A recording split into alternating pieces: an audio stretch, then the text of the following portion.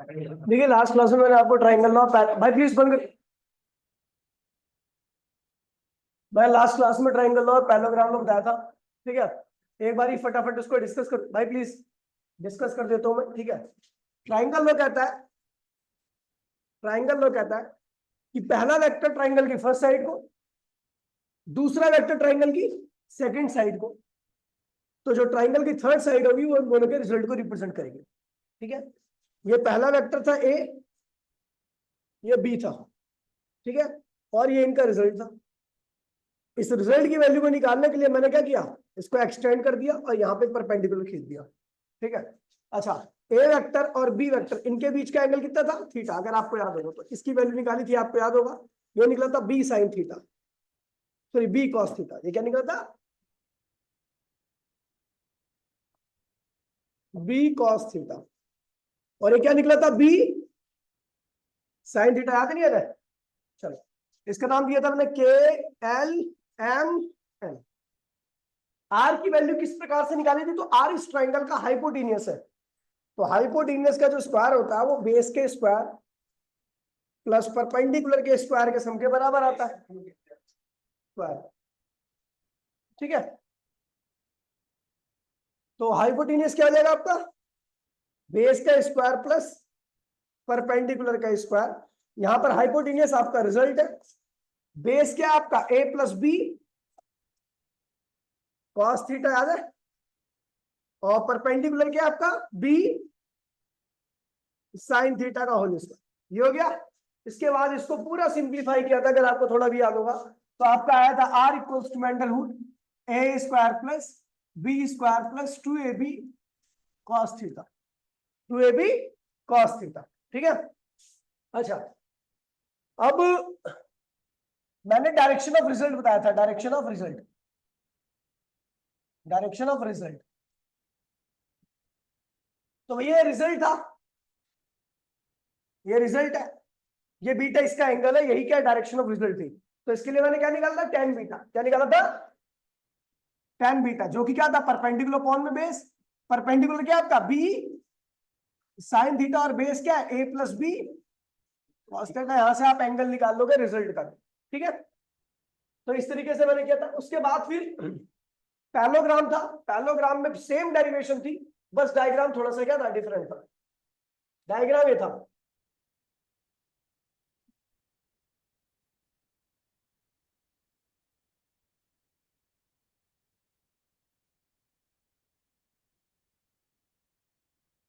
देखिए पैरेललोग्राम में था, पैरेललोग्राम लो के अंदर पहला वेक्टर पैरेललोग्राम की पहली साइड को, दूसरा वेक्टर पैरेललोग्राम की दूसरी साइड को। ठीक है, ये उनके बीच का एंगल है। ठीक है, समझ गया? तो इसे पैरेललोग्राम बना दीजिए, ये बन गया आपका पैरेललोग्राम। ठीक है, और ये क्या है, इसका डायगोनल है। डायगोनल क्या रिप्रेजेंट करेगा, ए वेक्टर और बी वेक्टर के रिजल्ट को। इसको कंस्ट्रक्ट किया था मैंने, इसको एक्सटेंड किया था, यहाँ पे एक परपेंडिकुलर खींच दिया था, ये थीटा एंगल था। अच्छा, इसका एंगल कितना है, बीटा, रिजल्ट का।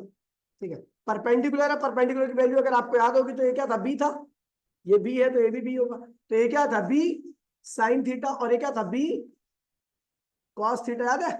तो पूरा बेस क्या होगा, A plus B cos theta, और परपेंडिकुलर क्या होगा, ये रहा B sine theta. Same derivation है के, इस बिल्कुल सेम। ये हाइट, इस ट्राइंगल को लेंगे, ट्राइंगल का हाइपोटेनियस निकालेंगे, क्योंकि ट्राइंगल का हाइपोटेनियस ही क्या है, इस पैरेललोग्राम का डायगोनल है। ठीक है, तो डायगोनल निकालने के बाद, हाइपोटेनियस निकालने के बाद जो आपका रिजल्ट निकल आएगा, बिल्कुल सेम उसी तरीके से आपका एंगल भी आ जाएगा। ठीक है भैया, कोई दिक्कत तो नहीं है? अब आगे बढ़ते हैं भैया, बात करते हैं कुछ क्वेश्चंस की। चलो एक बार ट्राई करते हो, आप ट्राई करो 2-3 क्वेश्चन। पहले आपको इजी इजी क्वेश्चन देता हूं मैं।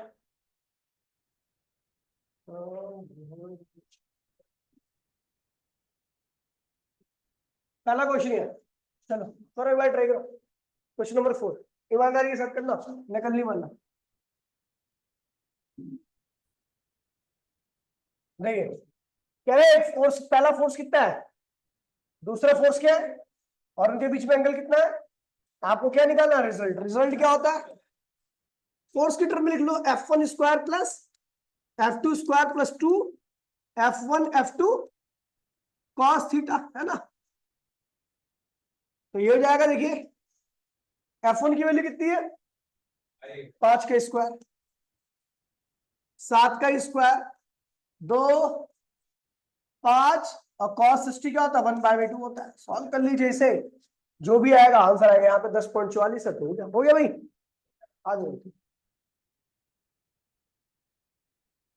ये वाला क्वेश्चन देखिए। अच्छा, इसका डायरेक्शन भी निकालनी है, तो डायरेक्शन निकालने के लिए देखिए क्या करेंगे। डायरेक्शन निकालने के लिए मैंने आपको फॉर्मूला बता रखा है, tan बीटा यूज करते हैं, जो कि क्या होता है बी की जगह, भाई प्लीज बोलिए मत यार, बी की जगह पे आएगा आपका F2 sine theta, B F2 sine theta, F1 plus F2 cos theta हो जाएगा, क्योंकि यहां पर जो A है वो F1 है और जो B है वो क्या है F2। तो F2 की वैल्यू कितनी है भैया, पीछे क्वेश्चन में कितनी थी F2 की वैल्यू 7 थी ना, 7 साइन 60, साइन 60 की वैल्यू √3/2 होती है, और F1 क्या है 5 प्लस 7 cos 60, cos 60 की वैल्यू 1/2 होती है। सॉल्व कर लोगे, यहां से बीटा की वैल्यू है tan बीटा की वैल्यू आएगी, मान लीजिए 2 आ गई, वैसे तो 2 नहीं आएगी, मान लीजिए 2 आ गई, तो बीटा की वैल्यू क्या होगी, बीटा इक्वल्स में tan इनवर्स 2। ठीक है, डायरेक्शन निकाल ली डायरेक्शन, निकालो।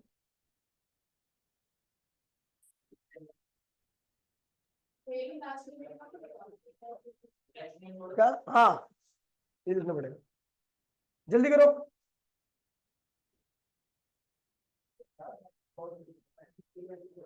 ये वाला क्वेश्चन, क्वेश्चन नंबर 5, जल्दी कीजिए भैया। क्वेश्चन नंबर 5 यहीं तक लिखना है, आपको tan इनवर्स तक, ज्यादा मत लिखना भी, ठीक है। क्या कह रहा है, two vectors both equal in magnitude, दोनों वेक्टर्स हैं जो कि इक्वल है, एक दूसरे के क्या है बराबर है, have their resultant equal to magnitude of either, कह रहा है उनका रिजल्ट भी उनके बराबर ही है, तो find the angle in between them. तो देखिए भैया, मान लीजिए मैंने पहले वेक्टर को मान लिया x, दूसरा वेक्टर भी क्या होगा x, और उनका रिजल्ट भी क्या होगा x ही होगा, तीनों बराबर होंगे, ठीक है। ऐसे इसे ऐसे मत करो, ज्यादा सही रहेगा, वरना पता नहीं लगेगा। पहला वेक्टर मैंने मान लिया क्या x, दूसरा भी क्या मान लिया x, और रिजल्ट भी क्या हो गया, ठीक है। तो रिजल्ट क्या होता है √a² plus b² plus 2ab cos theta, यही थीटा निकालना मुझे, ठीक है। तो r की वैल्यू क्या x है, a की वैल्यू भी क्या x है, ये भी x है, 2x और x क्या होगा x², और एक होगा cos थीटा, कोई दिक्कत तो नहीं है, ठीक है। अब देखिए स्क्वायरिंग बोथ साइड कर दो, तो इधर क्या होगा x², और इधर स्क्वायर करोगे तो पूरा अंडर रूट क्या होगा खत्म हो जाएगा, इधर क्या होगा x² क्या होगा x², 2x², ये क्या होगा 2x², और इधर क्या होगा cos थीटा, ठीक है भाई, ये हो गया। अच्छा, x², 2x² कॉमन ले लीजिए यहां से, 1 प्लस क्या हो गया cos थीटा, ठीक है। अब इस x² के नीचे इस 2x² को लाओगे तो क्या होगा 2x² बराबर में 1 प्लस cos थीटा। अब x² से x² कैंसिल हो गया, तो इधर क्या होगा आपका 1, और इधर क्या बचेगा 1 प्लस cos थीटा, ठीक है। अब देखिए अगर मैं आपको बताऊं तो ½ -1 हो जाएगा इधर, और cos थीटा, जिसके पास मैथ्स नहीं हो ध्यान रखिएगा कि ½ -1 क्या होता है -½ ये cos थीटा आ गया, तो cos थीटा क्या आ जाएगा cos इनवर्स 1/2, वैसे इसकी वैल्यू होती है 120 डिग्री आंसर, ठीक है। जिसके पास मैथ्स होगी उसी को पता होगा, ठीक है, समझ गए। इस तरीके से करना, जल्दी करो भैया फटाफट। देखिए वाला क्वेश्चन, देखिए 5 x की वैल्यू 5 आ रही है, और ठीक है आसान क्वेश्चन है, कोई दिक्कत नहीं है। देखिए भैया सुन लीजिए, कह रहे two force whose magnitude ratio दे रखा है आपको, पहला फोर्स दे रखा है आपका 3:5, तो पहले फोर्स को ले लो क्या 3x, और दूसरे फोर्स को ले लो 5x, और इनका जो रिजल्ट है वो कितना आ रहा है 35 न्यूटन, कितना आ रहा है। तो कह रहा है दोनों एक दूसरे से 60 डिग्री के एंगल पे इंक्लाइन है, मतलब उन दोनों के बीच में एंगल कितना है 60 डिग्री का है। अपने को क्या निकालना है दोनों फोर्सेस की वैल्यू, तो कैसे निकालेंगे बेटा, रिजल्ट इक्वल्स टू में √f1² plus f2² plus 2f1f2 cos theta, है ना। रिजल्ट कितना है बेटा 35, f1 की वैल्यू कितनी है 3x, तो क्या होगा 9x², F2 की वैल्यू क्या है 5x, तो क्या होगा 25x²। और ऐसे ही क्या भाई 2 3x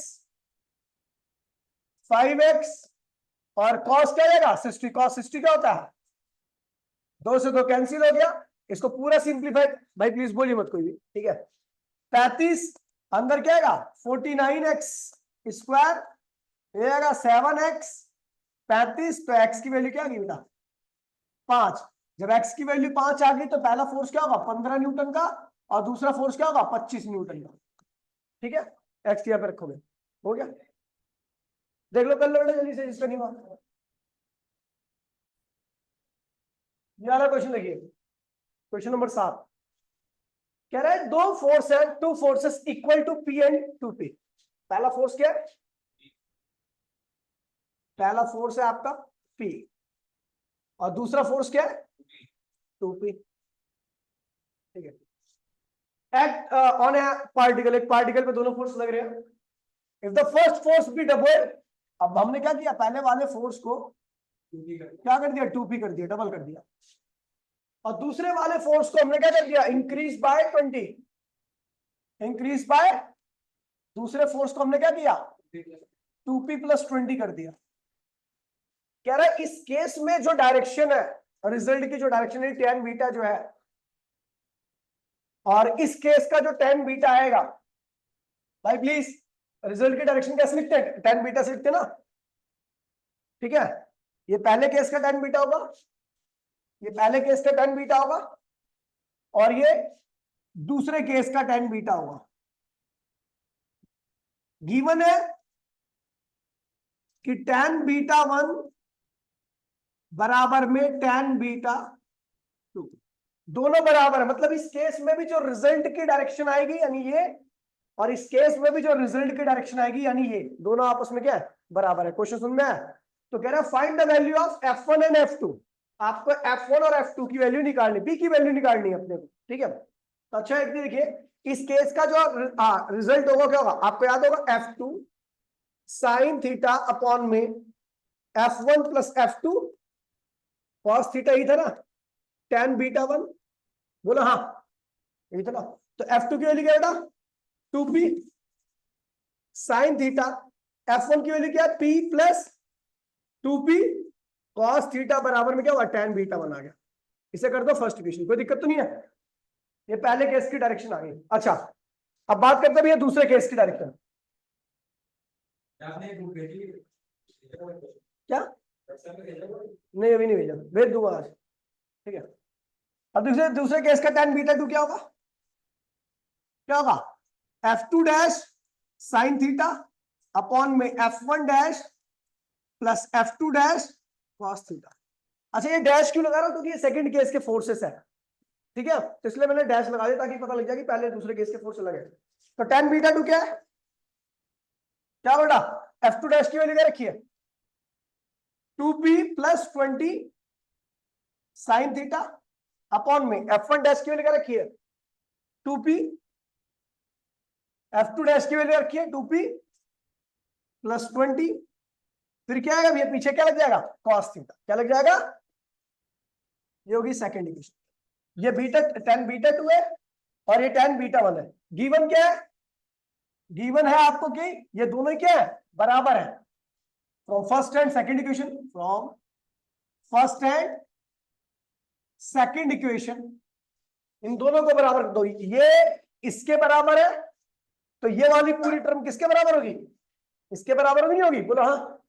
तो इसे लिख देंगे हम 2P sin थीटा अपॉन में P + 2P cos थीटा बराबर में क्या होगा 2P + 20 sin थीटा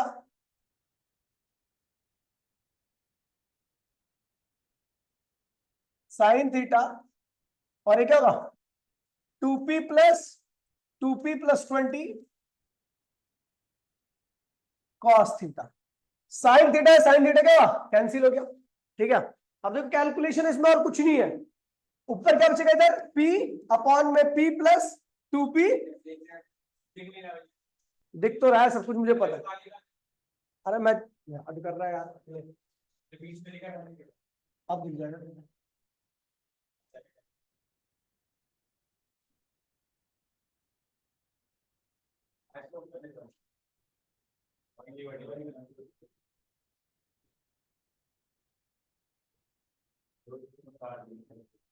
ठीक है, तो ये हो गया आपका।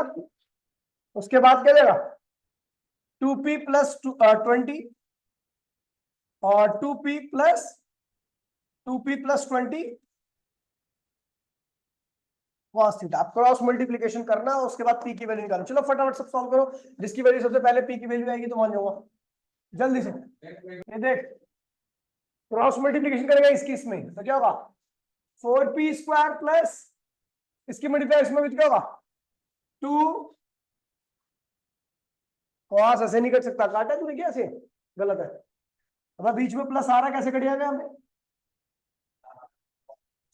तो गलत, नहीं नहीं कर सकता, इम्पॉसिबल है, गलत है वो। 2p की मल्टीप्लाई में कितना होगा 4p²। इस 2p की मल्टीप्लाई में करेंगे तो क्या होगा अभी आपका 2p प्लस 20 cos थीटा बराबर में इस पूरे की मल्टीप्लाई इसमें करो तो क्या होगा 2p प्लस 20 ब्रैकेट में p plus 2p cos theta, ऐसे होगा। ठीक है, अब देखिए 4p² प्लस 2p इसमें मल्टीप्लाई होगा। देखिए इसकी मल्टीप्लाई, इसकी भी मल्टीप्लाई अंदर करो, इसकी मल्टीप्लाई इधर करो, अंदर करो तो क्या होगा, इधर आएगा तो 4p² cos थीटा, इसकी मल्टीप्लाई में तो क्या होगा 40p और इसकी मल्टीप्लाई में क्या होगा cos थीटा। ये हो गया। ऐसे इसकी मल्टीप्लाई में क्या होगा 2p², इसकी मल्टीप्लाई में क्या होगा 4p² cos थीटा, इसकी मल्टीप्लाई में क्या होगा 20p, इसकी मल्टीप्लाई में क्या होगा 40p cos थीटा। ये और ये पूरी टर्म क्या होगी, कैंसिल होगी। ठीक है, 4p² से 4p² कैंसिल हो गया। ठीक है, इधर क्या बचा 4p² और इधर 2p बचा, तो इधर लगा दे 2p²। और इधर क्या बचेगा भैया आपका 20p, क्या आएगा 20p आएगा आपका, इधर आएगा तो 2p², 20p, p से p कैंसिल हो गया तो p बराबर में क्या आ गया 10 न्यूटन। पहले इसे कॉपी कर लो, उसके बाद फिर क्वेश्चन में कॉपी कर देना, जल्दी करो, जिसका नहीं हुआ कॉपी कर ले भाई। क्वेश्चन नंबर 8 कर लो, ठीक है।